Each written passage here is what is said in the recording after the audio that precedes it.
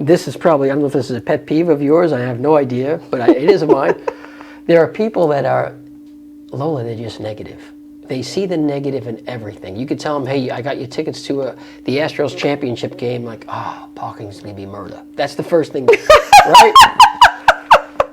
So why do people, can you, just in general, because I'm sure you see people that are, man. Absolutely. And first of all, negativity is really hard to take because it permeates an environment, right? Yes. When someone comes and it's like the dark cloud and it's following them around and they're content with that.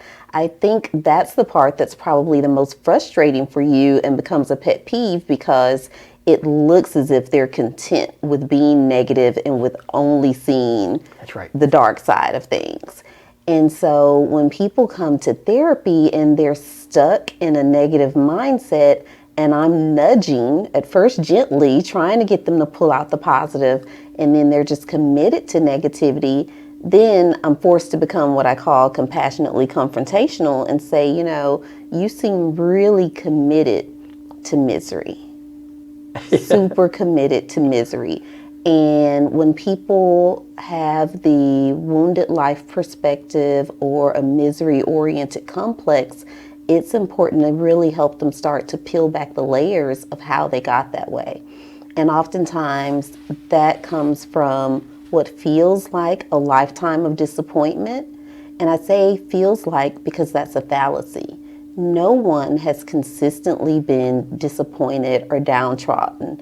It's just that those things that have been difficult register as traumas for the person. And so it takes the front page news in their mind. Oh, wow. And it just eradicates any good thing that they've accomplished or encountered, and they get stuck in a cycle of ruminating on what went wrong, how everything always goes wrong for them. They feel alone, even whether they are or not. They feel alone, they feel isolated, and they always expect the worst. And this comes because they want to prepare themselves for disappointment.